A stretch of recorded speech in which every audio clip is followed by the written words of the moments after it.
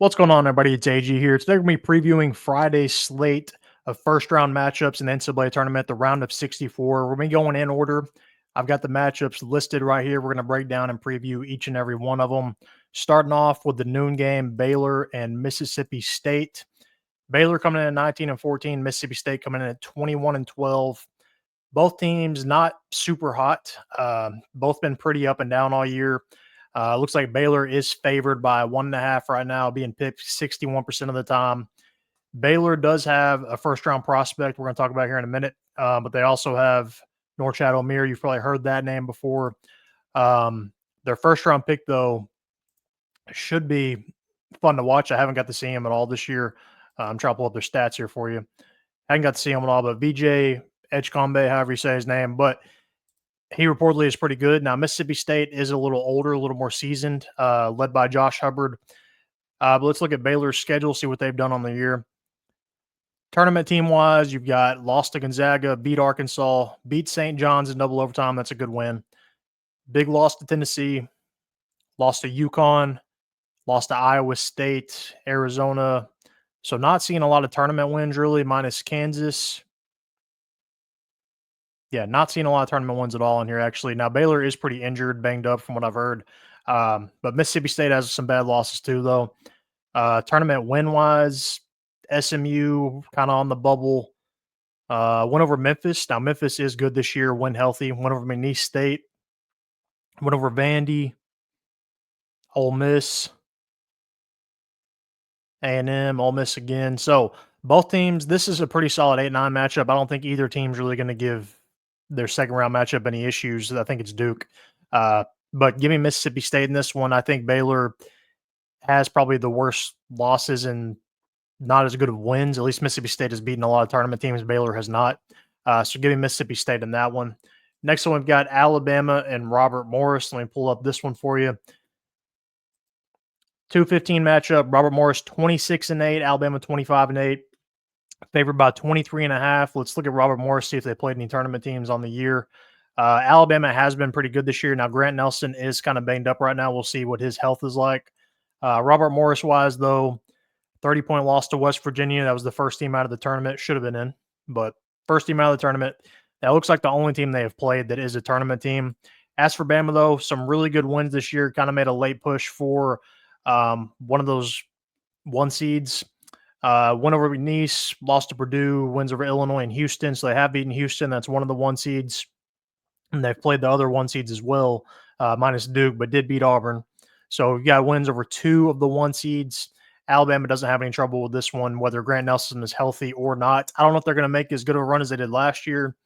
I think it is possible, though, but they're going to need Grant Nelson to be healthy for sure if they want to make a run like that they did last year. All right, so next up, we've got Lipscomb and Iowa State. Now, Iowa State is pretty banged up, which I think could make this one kind of interesting. I don't necessarily think Lipscomb can beat them, but as banged up as Iowa State is, I think it's definitely going to impact their ceiling in the tournament. Looks like Iowa State favored by 14.5. Both teams 25-9, 24-9. Let's look at Lipscomb's schedule. Let's see, 16-point loss to Arkansas, close loss to Belmont, 30-point loss to Kentucky. Went over Chattanooga, which usually has a pretty good record. Other than that, nothing of note, but so did lose to Arkansas and Kentucky. As for Iowa State, really good defensively team. TJ Otzelberger, I think he's going to stay, but personally, I'm a Texas fan. If Rodney Terry's gone, I'd like to see him go after TJ Otzelberger. That'd be, I think, an awesome hire. But for Iowa State, 2-point loss to Auburn, went over Dayton, Marquette, ones over Baylor, Texas Tech, Kansas. So some really good wins in there. Went over Arizona, but they have been banged up lately. One of their best players is out for the year.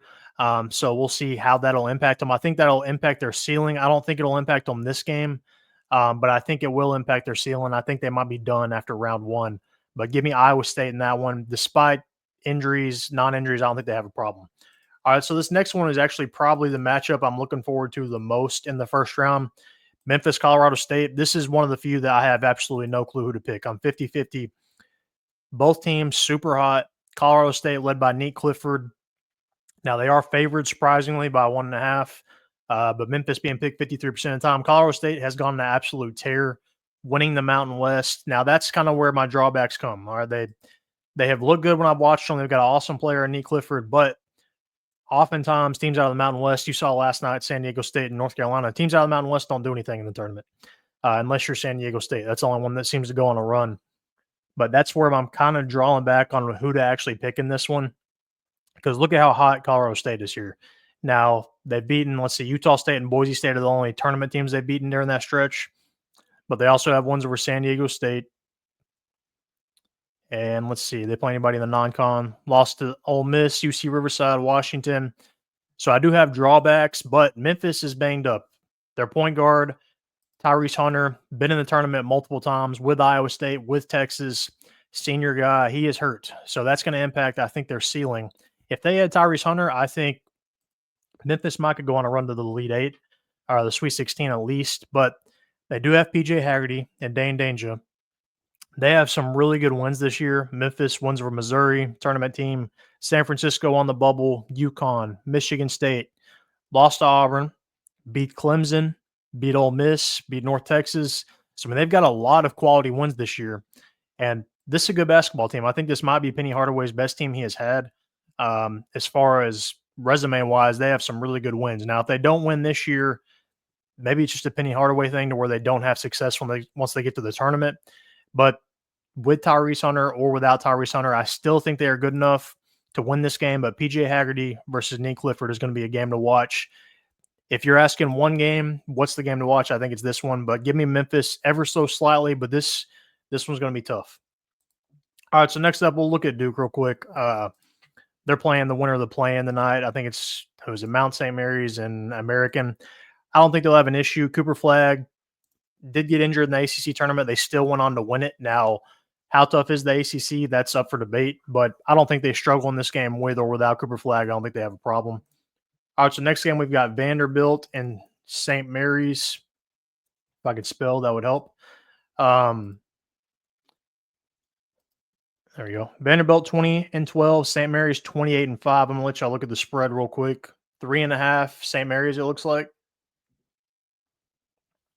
Now, St. Mary's burned me last year. I actually picked them to go pretty far, and they ended up losing in the first round in Grand Canyon. Vanderbilt, kind of a surprise to get here. Mark Byington came over from James Madison's done a good job there. Let's see. Vanderbilt, tournament team-wise, 11-point loss to Drake. That should scare you right away if you're thinking about picking Vanderbilt. They did beat Tennessee, Kentucky, Texas, Ole Miss, A&M, Missouri. So some good wins, but also look at this little stretch right here of how many games they've lost. Now, I know the SEC is a gauntlet, but they're not exactly the hottest team in the country. As for St. Mary's, outright winners of the West Coast Conference, beat Gonzaga twice. Let's see, beat Akron. That's a tournament team. Did lose to Boise and Utah State. San Francisco on the bubble. I think St. Mary's is good this year, good enough to win this one. Now, I don't think they can necessarily beat Alabama, but give me St. Mary's in this one. But again, St. Mary's has burned me before. I would not be shocked if they did it again. All right, so next one, Ole Miss and North Carolina. North Carolina coming off a big win last night over San Diego State. Up for debate if they should be in the tournament or not. Like, even if they go to the Final Four, they probably still shouldn't have been in the tournament. But here we are. They've got the pieces that they could go far, I think. Now, I will say, in my bracket, this is one of the ones I'm split on. But I do have the winner of this game going to the Elite Eight. Now, North Carolina, I think, has the better player. RJ Davis, Elliot Cadeau is pretty good too. In spurts, looks like North Carolina is the early betting favorite at 1.5. Matchup predictor wise, being picked North Carolina 56% of the time. Let's look at North Carolina's resume. I don't think they have only one quad one win, if I remember correctly, and that's over UCLA. Only tournament team they have beaten. Now, I've got a lot of losses, but a lot of good losses. 3-point loss to Kansas, overtime loss to Michigan State, 15-point losses to Auburn and Alabama, 6-point loss to Florida. So they have been through the gauntlet. I mean, this is definitely one of the tougher schedules in the country. But they didn't beat any of the three. Clemson, Louisville, Duke, they didn't beat any of those in conference play. They had the chance to beat Duke in that tournament game without Cooper Flagg. As for Ole Miss, Chris Beard's team, they're going to be good on defense. win over Colorado State, which we just talked about, BYU, Louisville, big beatdown of Louisville. Purdue, they lost by 2. Lost to Memphis, beat Georgia and Arkansas. Let's see. They did beat Tennessee. That's what I was trying to see if they beat Tennessee, Florida, or Alabama or Auburn.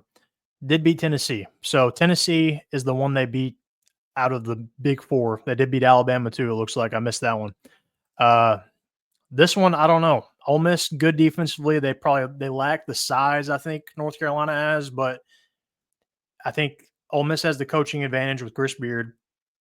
But again, I think North Carolina has the advantage as far as player-wise. And again, the winner of this one, I've got in the Elite 8. I think they have a good path going forward. Let's go North Carolina. I think if you would have asked me before yesterday, I would have said Ole Miss. But the way North Carolina looked last night, that definitely is recency bias. It might be that the Mountain West is just that bad, but I was impressed last night, and I think RJ Davis is good enough to go on a run by himself. Give me North Carolina here. I think North Carolina gets the job done. So this next one is actually another one that I think could be an upset alert as well. Maryland and Grand Canyon. Now, don't be fooled by Grand Canyon. 26-7, but their best player has been out the majority of the season. Came back for the conference tournament. They go on a run and win it. You remember Grand Canyon last year? They beat St. Mary's, gave Alabama all they could handle in round 2. And their best player, Ty Grant Foster, you don't see him here on season leaders because he's been out. But Jay Cole's right here, their point leader. You might recognize him. He's been at TCU for a few years. But almost their entire roster from last year is back. Maryland, Kevin Willard has had so-so success in the tournament, whether here or Seton Hall. I don't think he's made it past the Sweet 16 ever. But Grand Canyon, Bryce Drew, he's been here before, whether it was Vanderbilt or here. Maryland favored by 10.5, being picked 86% of the time. Now, I haven't seen Maryland play much. I do remember Reese from a few years back whenever they played West Virginia in the first round. He shut down Oscar Sheetway. But Maryland, apparently they have a really good starting 5. I haven't watched much of them. I only saw some of them in the Big Ten tournament. But apparently they have like the best starting 5 in the country point-wise. But they don't have a lot of depth. They've got a freshman, Queen, that's supposed to be really good. But Grand Canyon haven't really played any tournament teams. They beat Stanford, which was on the bubble. Lost to Georgia by 5. Georgia, a good team. Did beat a good Utah Valley team in the championship. As for Maryland, Big Ten, I really don't know what to think on the Big Ten just yet this year. They've got a loss to Marquette, beat Villanova, which is a bubble team. Let's see. Beat UCLA, Illinois, Indiana, Wisconsin. So they got some good wins here for sure. Win over Michigan. Some really good wins, but I'm actually kind of feeling Grand Canyon here. Again, they went on a run last year.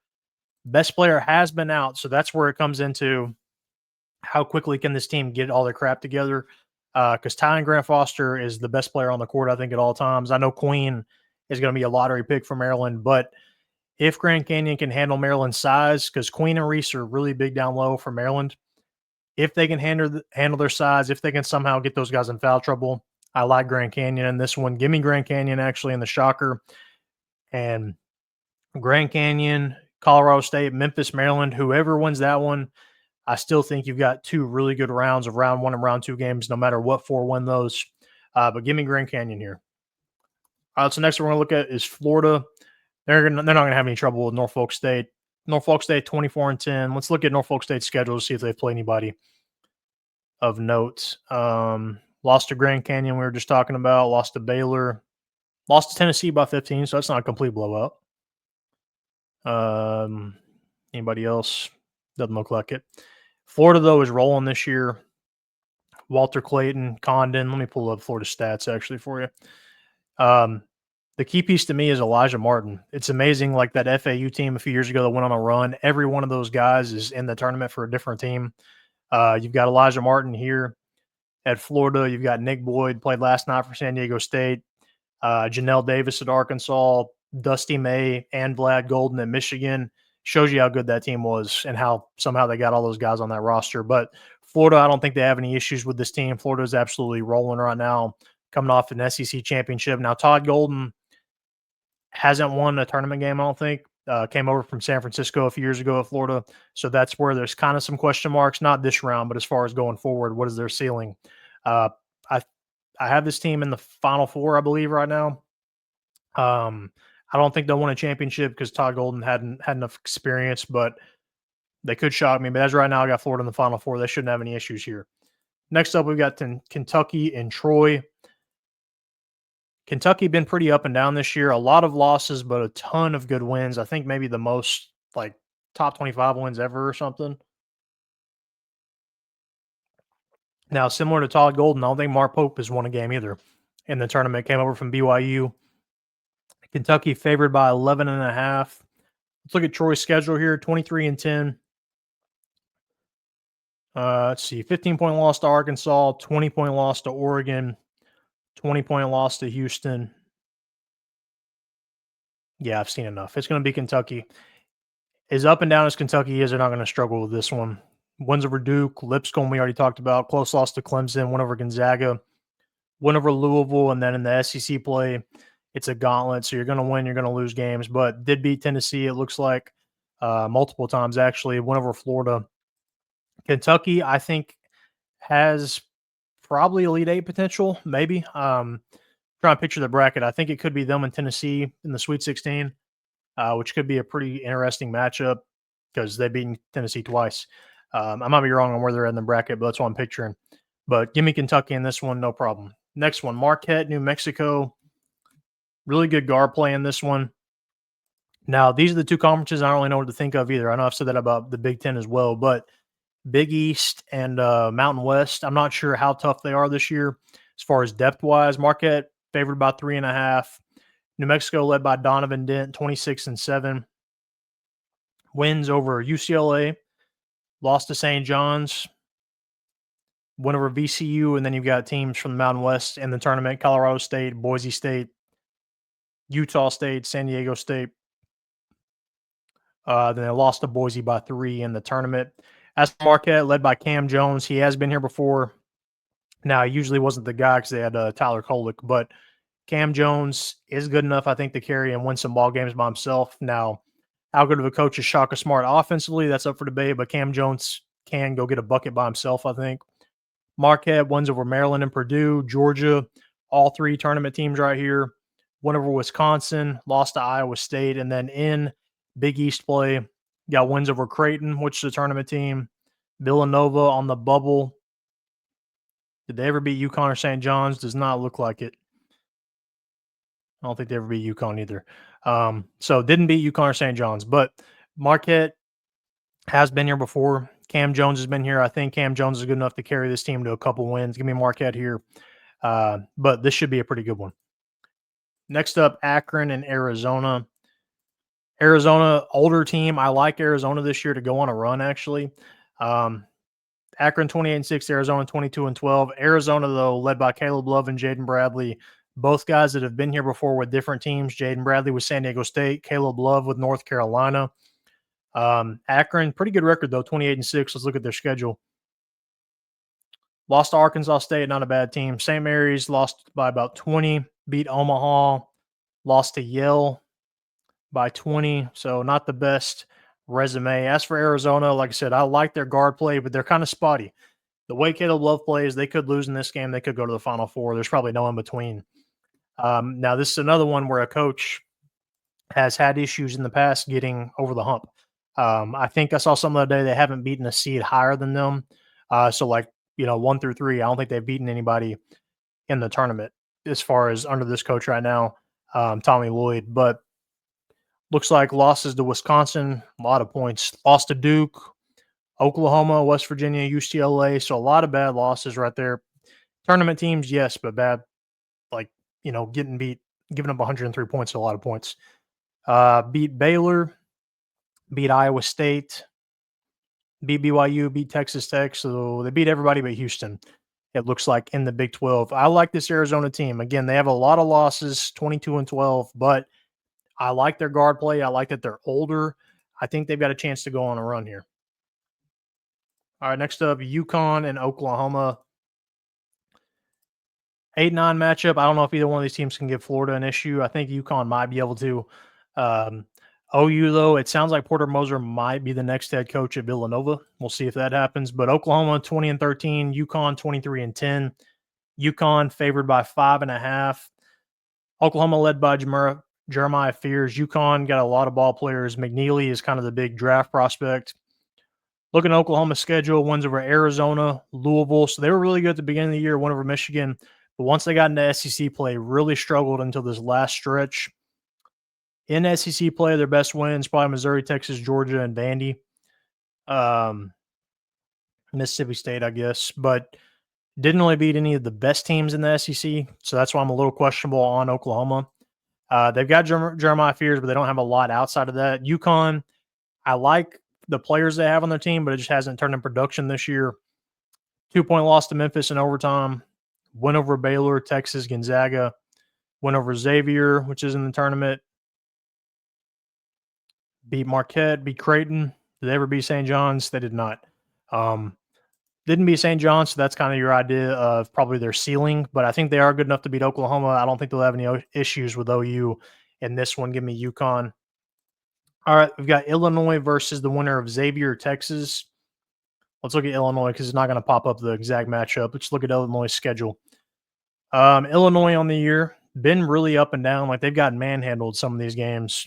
Look at that Maryland game, then Duke just beat the crap out of them not too long ago. Non-con wise, lost to Alabama, went over Arkansas, Wisconsin, close loss to Tennessee, went over Missouri. Conference play, they beat Oregon. They ever beat Michigan State? They did not. But beat Michigan and Purdue.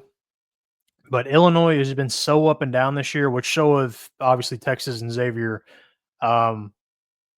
Give me the winner of Texas Xavier in this one. I think getting that other game under your belt to kind of get prepared, get the jitters out, I think is going to help both those teams. And if it's Texas, Rodney Terry's fighting for his coaching life. If he loses, he's probably out. I think he probably has to go to the Elite Eight to get anteed up to get the job back.